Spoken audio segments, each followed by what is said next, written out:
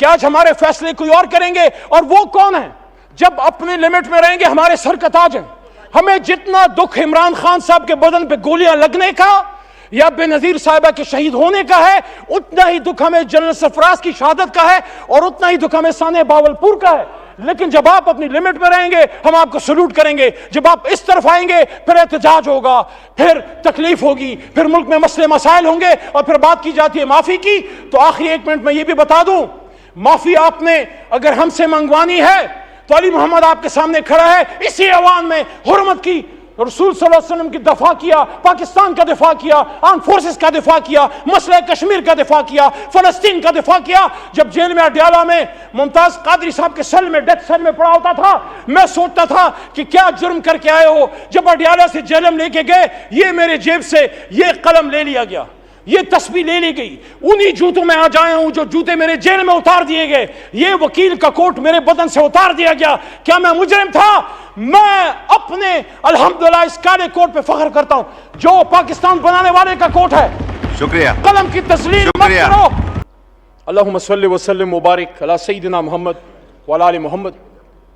کہتا ہوں وہی بات، سمجھتا ہوں جسے حق، میں زہر ہلاہل کو کبھی کہہ نہ سکا قند، اپنے بھی خفا مجھ سے ہیں بیگانی بھی نہ خوش، کہتا ہوں وہی بات، سمجھتا ہوں جسے حق۔ میرے دوستو اور میرے بھائیوں، آج سے 2 سال پہلے 9 اپریل کی رات جب آپ میرے بہت سے بہن بھائی جو وہاں بیٹھے ہیں، آپ یہاں براجمان تھے، اور میں حکومتی بینچز پہ پیچھے شیخ صاحب کی یہاں میں بیٹھا ہوا تھا جو میری کرسی تھی، اور میرے سامنے میرے لیڈر کی کرسی خالی تھی، اور مجھے یہ لگا کہ جس طرح 3.5 سال میں نے اپنے حکومت کا دفاع کیا جو میری ڈیوٹی تھی، اس رات بھی میں نے اپنا فرض نبھانا ہے۔ مجھے بہت سے لوگوں نے پوچھا بعد میں پورے پاکستان میں جب میں گیا ہوں کہ آپ کو اس طرف بیٹھے لوگوں سے ڈر نہیں لگا؟ وہ 170 172 تھے۔ میں نے کہا نہیں، سیاسی اختلاف تھا لیکن وہ میں ان کو اپنا ذاتی دشمن نہیں سمجھتا تھا۔ تو آج جو میں یہ بات کرنا چاہ رہا ہوں وہ یہ ہے کہ جب پچھلے 2 سال کی طرف میں مڑ کے دیکھتا ہوں تو مجھے وہی کہانی، خورشید شاہ صاحب آپ کی بھی توجہ چاہیے، آپ میرے قائد حزب اختلاف رہے ہیں، تو مجھے وہی کہانی ریپلیکیٹ ہوتی نظر آتی ہے جو آج سے 50 سال پہلے اس ایوان کے ایک منتخب قائد ایوان کو جب پھانسی کے تختہ دار پہ لٹکایا گیا۔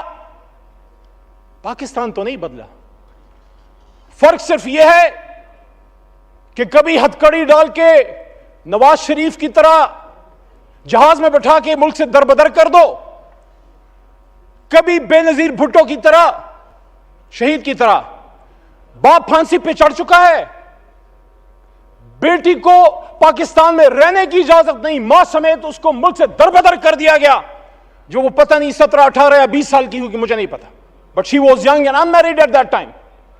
واپس آتی ہے، پھر دربدر کی جاتی ہے، and she was forced to go to exile once again, and her life ended in Liaquat Bagh where she was martyred on 27 December 2007۔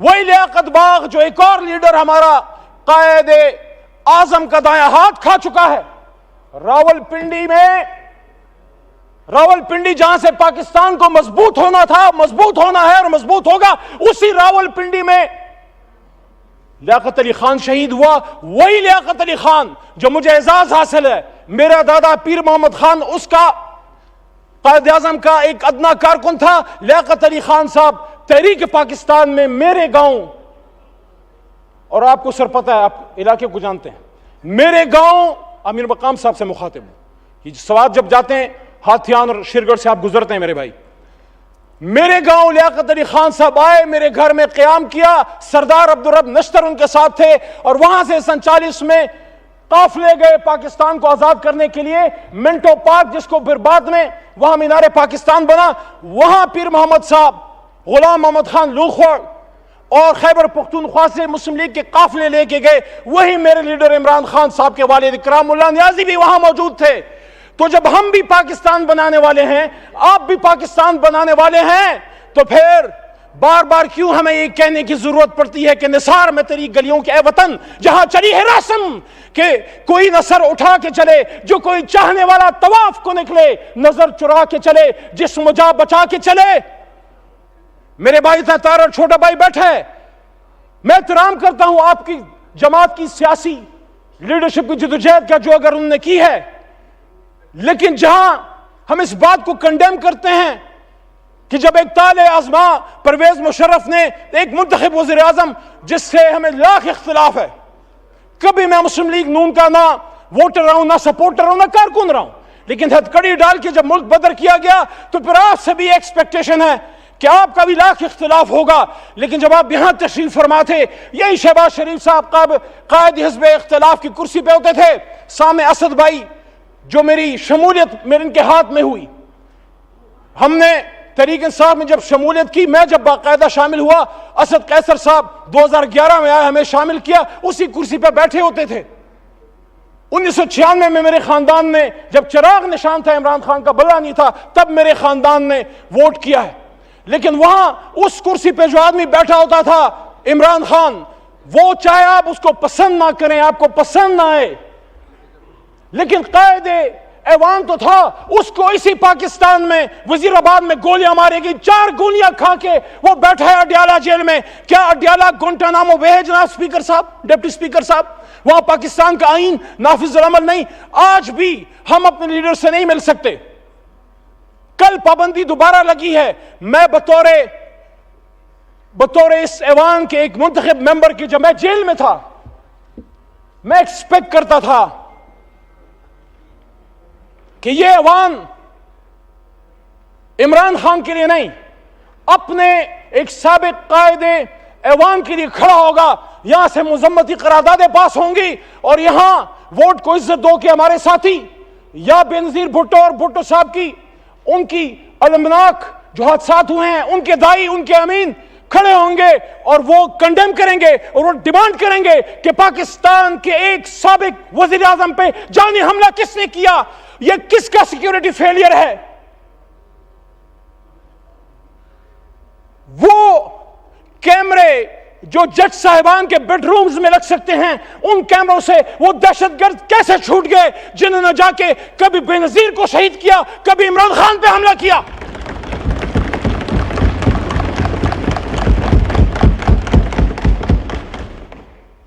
پیچھے قائد کی تصویر لگا کے جناب ڈپٹی اسپیکر صاحب پاکستان کے مسئلے حل نہیں ہوں گے. اسی قائد کی تصویر کو لگا کے پاکستان کے لوگوں کے اوپر محمد Ali Jinnah staff college Cs arm forces کو کہہ رہے ہیں, آئی ہوپ اس کو بیپ نہ کر دیا جائے, یہ قائد اعظم کا فرمان ہے, عمران خان کا نہیں. آپ کو عادت پڑ گئی ہے بیپ کرنے کی. آئی وانٹ ٹو ریمبر, آپ کی اجازت سے, that the executive authority flows from the head of the government, which is the chief executive, which is the Prime Minister of Pakistan. اس وقت گورنر جنرل ہوتے تھے. سر, this is the legal position. Do not forget that the armed forces are the servants of the people. مت بھولیں کہ armed forces پاکستانیوں کے خدمت گزار ہیں. You do not make national policy. armed forces کو کہہ رہے ہیں کہ آپ نیشنل پالیسی نہیں بناتے. It is we the civilians. یہ civilian leadership, یہ جو 25 کروڑ کی نمائندہ, یہ جو گلدستہ اگر بیٹھا ہے, فارم 47 یا 45 پہ بعد میں آئیں گے. اس وقت ایوان کی بات ہے, یہاں سے پالیسی بنے گی. میں نہیں کہہ رہا, وہ کہہ رہا ہے. This is the legal position. Do not forget that the armed forces are the servants of the people. You do not make national policy. It is we the civilians who decide these issues, and it is your duty to carry out these tasks with which you are entrusted. کیا 1958 میں ہوا؟ کیا 1977 میں ہوا؟ کیا 1998 میں ہوا؟ میں جب 16 فروری کو ایک لمبی جدائی, لمبی قید کے بعد پہلی بار اپنے لیڈر عمران خان صاحب سے ملا, ان سے میں نے جب بات کی, انہوں نے فتح مکہ ماڈل کی بات کی میرے سامنے جیل میں گولیاں کھا کے, اور یہ عامر ڈوگر صاحب چیف وپ صاحب اس بات کے گواہ ہیں, اور ہمارے ساتھ سردار لطیف کھوسا صاحب بھی موجود تھے, وہ بھی اس بات کے گواہ ہیں کہ انہوں نے کہا کہ جس طرح حضور صلی اللہ علیہ وآلہ وسلم کی فرمودات پہ غیر مسلموں نے عمل کیا. پھر انہوں نے ایگزامپل دی نیلسن منڈیلا کی ٹروتھ اینڈ ریکنسیلیشن کمیشن کی کہ انہوں نے سچ بول کے پاکستان کو ٹھیک کر, اپنے ملک کو ٹھیک کر دیا. انہوں نے کہا میں ذاتی انتقام پہ بلیو نہیں کرتا, ذاتی انتقام نہیں لوں گا. ہاں جس نے کوئی ظلم کیا ہے عدالت جانے اور قانون, لیکن سیاسی انتقام نہیں. لیکن سچ بولیں گے تو ٹروتھ اینڈ ریکنسیلیشن کمیشن بنے گا. یہ جو اس طرف سے وزیر اعظم کے مشیر, حالانکہ ان کو ہم وزیر اعظم ہمارا اصولی موقف نہیں مانتے, لیکن ایک ان کی طرف سے دعوت آئی ہے رانا ثناء اللہ صاحب کی طرف سے مذاکرات کی, آصف زرداری صاحب کی طرف سے بھی دعوت آئی مذاکرات کی. میں آج تحریک انصاف کی طرف سے یہ بات یہاں رکھنا چاہتا ہوں کہ کب عمران خان صاحب نے مذاکرات سے انکار کیا؟ 5 اگست کو جب گرفتار ہو رہے تھے, جب ان کو اٹھایا جا رہا تھا, تو میرے جناب ڈپٹی اسپیکر صاحب انہوں نے اس دن بھی کہا کہ ہم سب سے بات کرنے کے لیے تیار ہیں, لیکن بات کی نکات کیا ہوں گے؟ کیا ہم سچ پہ آئیں گے؟ کیا ہم سچ بولیں گے؟ کیا ہم سچ بولیں گے؟ ٹروتھ اینڈ ریکنسیلیشن کمیشن کے لیے سچائی جو ہے وہ پہلی شرط ہے. آصفہ بی بی کو میں ویلکم کرتا ہوں, ایوان میں شہید بینظیر بھٹو صاحبہ کی صاحبزادی ہیں. دیکھیے جناب ڈپٹی اسپیکر صاحب, اگر ہم سمجھتے ہیں کہ پاکستان کو ٹھیک ہونا ہے تو پھر ہم لوگوں نے فیصلے کرنے. ہمیں کوئی بروکر, کوئی ڈیلر, کوئی شخص ہمیں نہیں چاہیے جو ہم آپس میں بٹھائے. جب ہم اپنی لڑائی یہاں سے باہر لے کے جائیں گے پھر سپریم کورٹ بھی عمل میں آئے گی, اور پھر پنڈی اور اپارا اور بہت سی جگہ اور عمل میں آئیں گی. میری آپ سے درخواست ہے, اسپیکر کی کرسی انیشیٹو لے. ہمارا سب سے پہلا نقطہ جناب عمران خان صاحب اور اسیران کی رہائی ہے. پولیٹیکل کیسز ہیں. وہ شخص جو وزیر اعظم تھا اچانک اس پہ کیسے 150-200 کیسز بن گئے. He is a political prisoner. He is a prisoner of conscience. And I'm not defending whatever atrocities have been done to you in the past. اگر ہم اس پہ جائیں گے تو پھر بات حل نہیں ہوگی. یہاں اعجاز الحق صاحب بھی موجود ہیں, ان سے احترام کا رشتہ ہے, لیکن جو ہوا ماضی میں وہ ٹھیک تو نہیں تھا. اگر ہم یہاں اپنے کربناک اور دردناک ماضی پہ شرمندہ نہیں ہوں گے, سچ نہیں بولیں گے, ملک نہیں جائے گا آگے. جس نے ماضی میں غلط کیا ہم تو نہیں تھے. ہم اپنے پرکھوں کی اچھی باتوں کو یاد کرتے ہیں, غلط باتوں کو ڈیفینڈ ہم نہ کریں. میرا دادا پیر محمد صاحب 1927 کا مسلم لیگی تھا اس زمانے میں, آج والا نہیں. پاکستان بنانے کی تحریک میں تھا, اس تحریک میں جیل بھی کاٹی. لیکن آج میں سمجھتا ہوں کہ سچ بولنے کا وقت ہے. جہاں مجھے اس پہ فخر ہے کہ تحریک پاکستان کا کارکن تھا, جناح کا ساتھی تھا, جیل کاٹی, پاکستان کے لیے تکلیف اٹھائی, وہاں جب وہ فیڈرل منسٹر فور ریونیو بنے, میرے خیال میں ان کو ایوب خان صاحب کی کیبنٹ میں وزیر نہیں بننا چاہیے تھا. محمد علی صاحب 10 منٹ کا فیصلہ ضیاء ہوا الحق تھا, صاحب کی 13 منٹ ہو گئے. ضیاء الحق صاحب کی شورا میں بھی وہ تھے. آج وقت ہے کہ سب سچ بولیں. میں سمجھتا ہوں کہ میرے دادا پیر محمد خان صاحب کو مرحوم ضیاء الحق صاحب کی شورا میں نہیں ہونا چاہیے تھا. ایز اے ڈیموکریٹ احترام کا رشتہ آج بھی اعجاز صاحب سے ہے اور کل بھی رہے گا اور انشاءاللہ مرتے دم تک رہے گا, لیکن سچ تو کوئی یہاں بولے. میں جس طرح پشیمانی کا اظہار کر رہا ہوں کہ میرا دادا وہ پاکستان بنانے کی تحریک کا سپاہی تھا, ریولوشنری تھا, لیکن ایک غلطی ان سے ہوئی. میں ایکسپیکٹ کرتا ہوں کہ میرا چھوٹا بھائی ہے بلاول صاحب, چیئرمین ہے تحریک پیپلز پارٹی کا, ان کے خاندان نے قیمت چکائی ہے, لیکن ان کے دادا بھی فورن منسٹر تھے, ذوالفقار علی بھٹو صاحب ایوب خان صاحب کے ساتھ.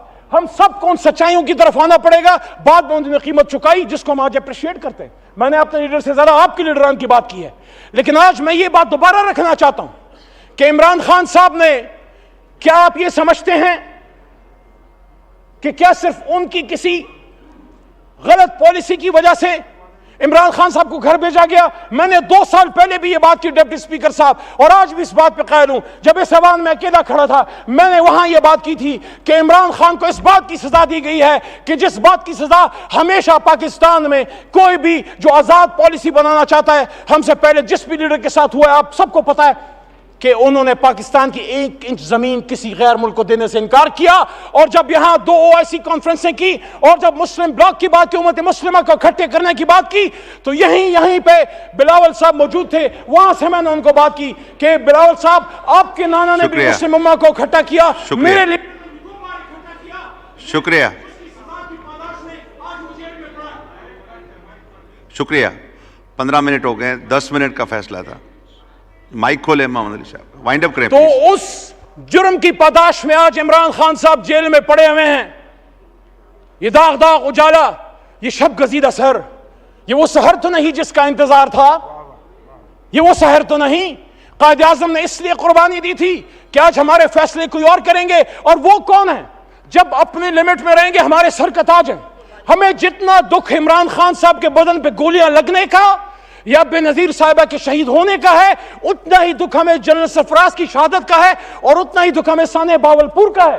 لیکن جب آپ اپنی لمٹ میں رہیں گے ہم آپ کو سلوٹ کریں گے. جب آپ اس طرف آئیں گے پھر احتجاج ہوگا, پھر تکلیف ہوگی, پھر ملک میں مسئلے مسائل ہوں گے, اور پھر بات کی جاتی ہے معافی کی. تو آخری 1 منٹ میں یہ بھی بتا دوں, معافی آپ نے اگر ہم سے منگوانی ہے تو علی محمد آپ کے سامنے کھڑا ہے, اسی ایوان میں حرمت کی, رسول صلی اللہ علیہ وسلم کی دفاع کیا, پاکستان کا دفاع کیا, آرم فورسز کا دفاع کیا, مسئلہ کشمیر کا دفاع کیا, فلسطین کا دفاع کیا. جب جیل میں اڈیالہ میں ممتاز قادری صاحب کے سیل میں, ڈیتھ سیل میں پڑا ہوتا تھا, میں سوچتا تھا کہ کیا جرم کر کے آئے ہو. جب اڈیالہ سے جیلم لے کے گئے, یہ میرے جیب سے یہ قلم لے لیا گیا, یہ تسبیح لے لی گئی, انہی جوتوں میں آج آیا ہوں جو جوتے میرے جیل میں اتار دیے گئے, یہ وکیل کا کوٹ میرے بدن سے اتار دیا گیا. کیا میں مجرم تھا؟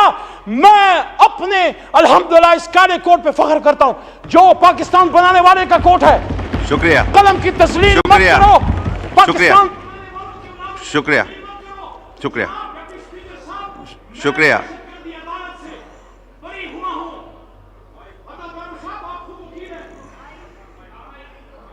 وائنڈ اپ کریں, وائنڈ اپ کریں. محمد علی صاحب جی وائنڈ اپ کریں پلیز. میں دہشت گردی عدالت مردان سے بری ہوا. جب میں عدالت میں پیش ہوا, پہلے تو 3 MPO تھا, لیکن میرے پہ دہشت گردی کا دفعہ, آرمی ایکٹ جس کی سزا موت ہے. کیا میں دہشت گرد ہوں؟ کیا علی محمد دہشت گرد ہے؟ مردان نے تو پاکستان بنایا ہے, مردان کے بیٹے کو دہشت گرد بنا کے پیش کیا. میں ان جج صاحبان عدالت کو سلام پیش کرتا ہوں جو کسی پریشر میں نہیں آئے, اور ہائی کورٹ پشاور کے حکم پہ میں پھر ریلیز ہوا. تو میں DGI SPR صاحب سے پوچھنا چاہتا ہوں کہ آپ مجھ سے کون معافی مانگے گا؟ اور یہاں مبارک زیب آیا ہے جس کی بوڑھی ماں کل یہاں پہ آئی, اس کا بھائی ریحان زیب شہید ہوا, اس کی بوڑھی ماں سے کون معافی مانگے گا؟ تو مافیوں کے چکر سے نکلیں. شکریہ. اور آؤ وائنڈ اپ کریں. بیٹھتے ہیں سیاسی, آخری بات, سیاسی جماعتیں بیٹھیں, مسائل کا حل نکالیں, ورنہ یہی ہوتا رہے گا. کسی چور دروازے سے آنے کی ضرورت نہیں ہے, پنڈی ضرور جائیں, سری پائے کھانے جائیں, گیٹ نمبر 4 سے پرہیز کریں. آئیں تو عوام کی طاقت سے آئیں, فارم 47 پہ نہ آئیں. اور جب بھی آئیں جب عوام آپ کے پیچھے ہوگی, پاکستان آپ کے پیچھے ہوگا, اللہ آپ کے پیچھے ہوگا. اور اسی بات کے ساتھ جو میں نے 2 سال پہلے کی تھی کہ وَقُلْ جَاءَ الْحَقُّ وَزَهَقَ الْبَاطِلُ إِنَّ الْبَاطِلَ كَانَ زَهُوقًا, اور کہہ دیجئے اے میرے حبیب کہ جب حق آتا ہے تو باطل مٹتا ہے, اور باطل تو ہے ہی مٹنے کے لیے. پاکستان زندہ باد, پاکستان کی جمہوریت زندہ باد. شکریہ.